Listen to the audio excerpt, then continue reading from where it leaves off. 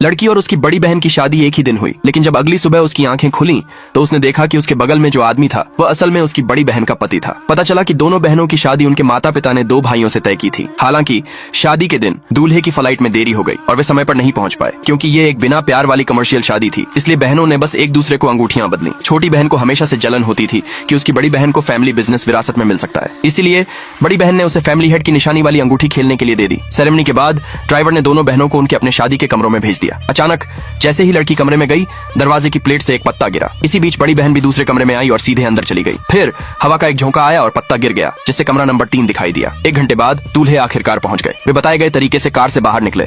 उन्हें बिल्कुल पता नहीं था कि कमरे बदल दिए गए हैं। जब बड़ा भाई कमरे में गया तो लड़की पहले से ही थकान से सो रही थी। उसके आराम से सोने के तरीके को देखकर वह थोड़ा हैरान हुआ। यह उस शांत और मजबूत बिजनेस वुमन जैसी नहीं थी जिसके बारे में उसने सुना था। वह असल में अकेले में ऐसी ही थी। उसने उसके हाथ में अंगूठी देखी और सोचा कि वह उसकी पत्नी है। अचानक बाहर गरज और बिजली कड़कने लगी और पूरे इलाके की बिजली चली गई। लड़की ने बुदबुदाते हुए पूछा कि क्या हुआ था। बड़े भाई ने फुसफुसाकर कहा कि वह उसका पति है और लड़की ने उसे कसकर गले लगा लिया। दूसरी तरफ छोटा भाई भी शादी के कमरे में आ गया। कुर्सी पर बैठी खूबसूरत लड़की को देखकर वह कंफ्यूज हुए बिना नहीं रह सका। जैसे ही वह उस औरत का चेहरा साफ देखने वाला था, कमरे की बिजली अचानक चली गई और बड़ी बहन जाग गई। जब उन्हें पता चला कि सामने वाला आदमी उसका पति है, तो बड़ी बहन ने आगे बढ़कर उस पर दबाव डाला और जल्द से जल्द बच्चा पैदा करके परिवार का बिजनेस विरासत में लेना चाहती थी। इस तरह किस्मत के फेर में दोनों बहनों ने गलती से गलत आदमी से शादी कर ली। जब वे उठी तो वे चारों अजीब तरह से एक सॉल्यूशन पर बात करने के लिए इकट्ठा हुई।